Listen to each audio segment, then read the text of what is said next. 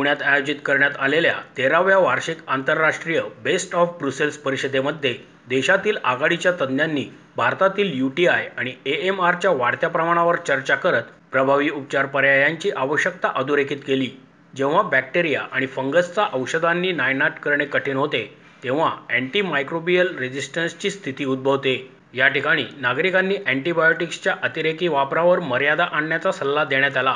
यावेळी आयोजित पत्रकार परिषदेत तज्ज्ञ doctor Kapil Jhirpe, doctor Shirish Prayag, doctor Subal Dixit, doctor Deepak Govil आणि डॉक्टर बालाजी आदी मान्यवर सहभागी झाले होते। भारतात वाढत असलेल्या मूत्रमार्गाच्या संसर्गाबाबत बोलताना बेस्ट ऑफ ब्रुसेल्स परिषदेचे आयोजन अध्यक्ष डॉक्टर शिरीष प्रयाग म्हणाले, गंभीर मूत्रमार्गाचे संक्रमण हे भारतातील सर्वात सामान्य जीवाणू संसर्ग आहे।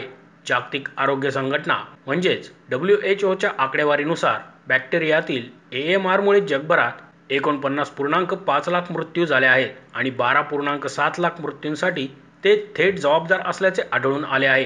गुंतागुंतीच्या मूत्रमार्ग संसर्गासाठी ई कोलाई आणि क्लेब्सिएला निमोनिया ही सर्वात सामान्य कारणे आहेत।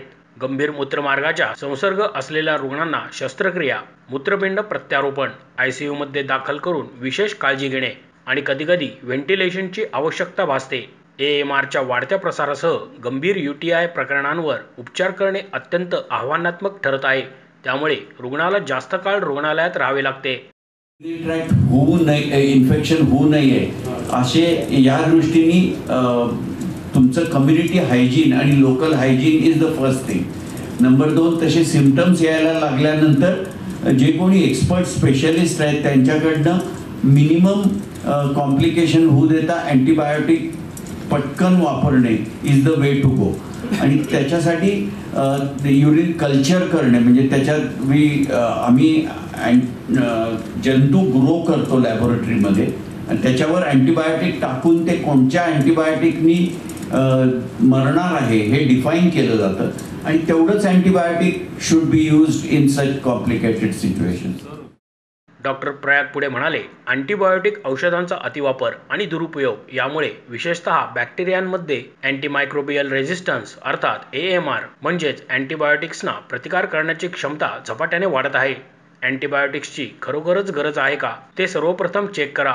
अँटीबायोटिक्सचा डोस योग्य आहे की नाही याची खात्री करून घ्यावी असे सांगून भारतातील MBBS शिक्षणातील तफावत अधोरेखित करताना डॉक्टर प्रयाग म्हणाले, MBBS अभ्यासक्रमात सुधार करणे गरजेचे आहे जेणेकरून सध्याचे एएमआर विषयीची माहिती देखील यामध्ये समाविष्ट असेल। प्रत्येक प्रदेशानुसार प्रतिकार करण्याची पद्धतही वेगळी असू शकते।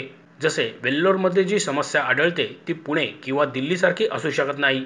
म्हणून नवीन डॉक्टरांनी स्थानिकरित्या प्रतिकार क्षमता आणि संवेदनशीलतेबद्दल पुरेशी माहिती प्राप्त केली पाहिजे।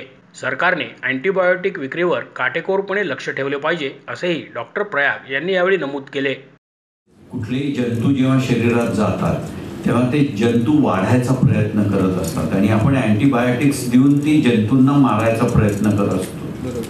सो ही सर्व्हायवलची रेस आहे सतत।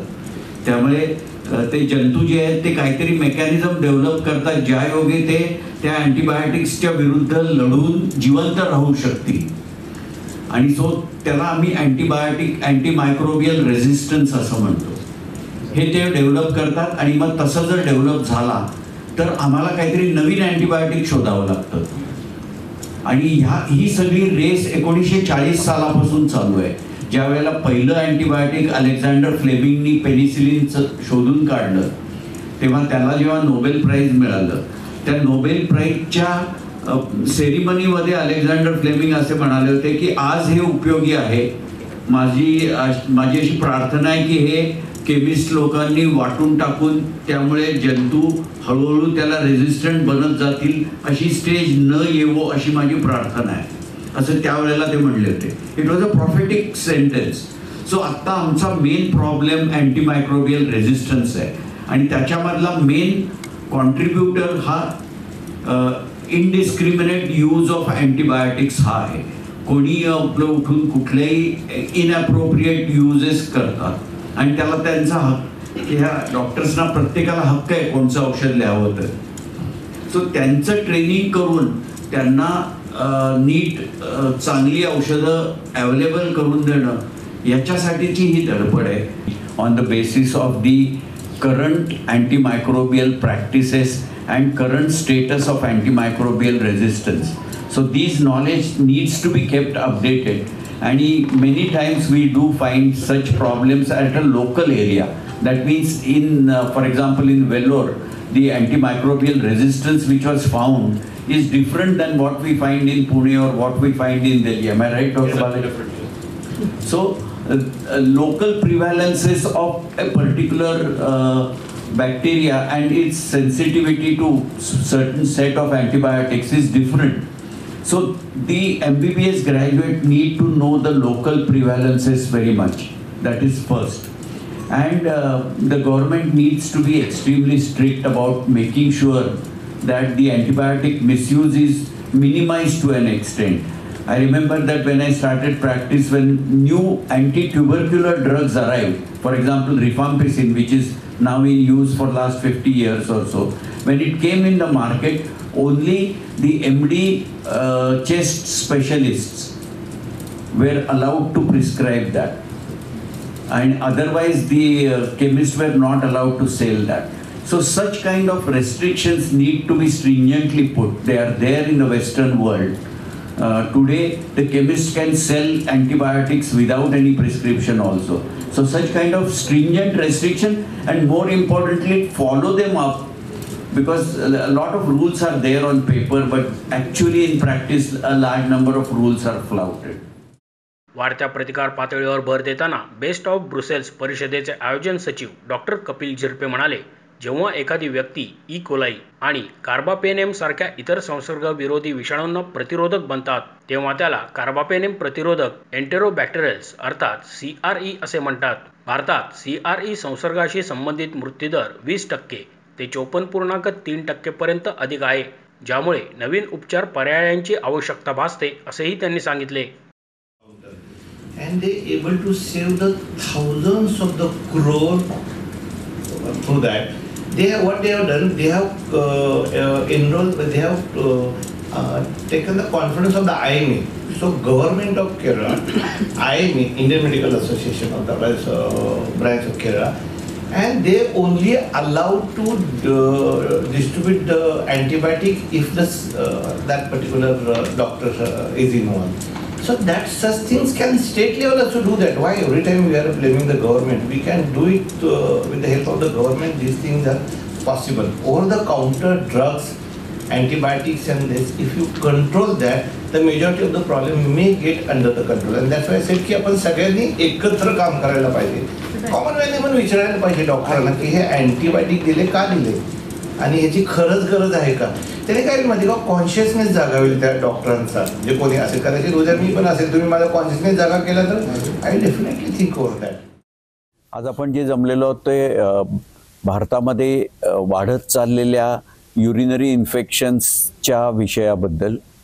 युरिनरी इन्फेक्शन्समध्ये कॉम्प्लिकेटेड युरिनरी ट्रॅक्ट इन्फेक्शन्स खूप जास्त प्रमाणात असतात, आणि ही इन्फेक्शन्स ही साधारणपणे जास्त वयाच्या प्रौढ पेशंट्समध्ये जास्त दिसतात, एस्पेशली ज्यांना त्यांची इम्युनिटी कमी झालेली आहे औषधांमुळे किंवा इतर मेडिकल कंडिशन्समध्ये. यांना कॉम्प्लिकेटेड युरिनरी ट्रॅक्ट इन्फेक्शन्स होतात, आणि मग असे रुग्ण ICU मध्ये येऊन गंभीर आजारी होतात. ह्या गंभीर आजारांच्या युरिनरी ट्रॅक्ट इन्फेक्शन्सचे प्रश्न कसे सोडवावे याच्यासाठी ह्या आमच्या बेस्ट ऑफ ब्रसेल्स कॉन्फरन्समध्ये चर्चासत्र नेमलेली आहेत, आणि आमच्या चर्चासत्रांमधले एक महत्त्वाचे सहभागी डॉक्टर बालाजी वेल्लोरहून आलेले आहेत. त्यांनी या विषयावर खूप मूलभूत संशोधन करून काही नवीन अँटीबायोटिक्स भारत देशाला देण्यामध्ये मोठा हातभार लावलेला आहे. सर, आता हे 13th एडिशन बरोबर, हो, बेस्ट ऑफ ब्रुसेल्स. आतापर्यंत तुम्ही इकडे जे काय डिस्कशन झालंय किंवा त्यातनं काय आउटपुट निघाले, त्याचा सर्वसामान्य माणसाला आतापर्यंत काय फायदा झाला? ही मेनली इंटेन्सिव्ह केअरच्या डॉक्टरांसाठीची कॉन्फरन्स आहे. त्यामुळे आमचा टार्गेट ऑडियन्स जो आहे तो ICUतले डॉक्टर्स हा आमचा टार्गेट ऑडियन्स आहे, आणि त्याचे ऑफशूट्स म्हणून कम्युनिटीला मदत व्हावी म्हणून गेली काही वर्षे, गेले 2-3 वर्ष आम्ही ही प्रेस कॉन्फरन्स घेऊन त्या विषयांना प्रेसमध्ये हायलाईट करण्याचा चालू केलेलं आहे. सो आता over a period of time आपल्याला दिसेल की ह्या अटेम्प्ट्सचा ह्या सहभागाचा काय फायदा होतोय ते. आत्तापर्यंतचा फोकस जो होता तो ICUच्या डॉक्टर्सना नवीन जे पाश्चिमात्य देशांमध्ये जे संशोधन चाललेलं आहे त्याची माहिती देऊन त्यांची ट्रीटमेंटची मोडॅलिटी इम्प्रूव्ह करणे. शेवटी हे डॉक्टर्स जेव्हा नवीन ट्रीटमेंट्स किंवा ॲडव्हान्स्ड केअर चालू करतात तेव्हा त्याचा फायदा कम्युनिटीला जाणारच असतो. कारण ना तुमचा प्रश्न अत्यंत बरोबर आहे की दरवर्षी 13 वर्ष 750 ते 800 डॉक्टरांना एज्युकेट अँड ट्रेनिंग केल्यानंतर ते कम्युनिटीमध्ये जाऊन प्रॅक्टिस करतात. त्यामुळे त्याचा ह्यूज इम्पॅक्ट असणार आहे. फक्त तो एक्झॅक्टली किती नंबर्समध्ये आहे आणि कुठल्या प्रकारात आहे हे सांगणं अवघड आहे. पण बिलीव्ह मी ह्या जी बेस्ट ऑफ ब्रुसेल्सची कॉन्फरन्स आहे it is one of the landmark conference बनलेली आहे. Knowledge, only knowledge, education and training, 2.5 days, 750 ते 800 डॉक्टर सकाळी 9 ते 5 वाजेपर्यंत बसून असतात, ऐकतात, त्यांचे डाऊट क्लिअर करतात, सगळे एक्सपर्ट बरोबर बोलतात आणि ते जे माइंड क्लिअरिटी घेऊन जातात प्रॅक्टिसमध्ये डेफिनेटली त्या कम्युनिटीलाच फायदा होत असणार आहे ना. डॉक्टरांबरोबर कम्युनिटीला पण फायदा होतो. मोशी न्यूज नेटवर्कसाठी मोहित शिंदे, पुणे.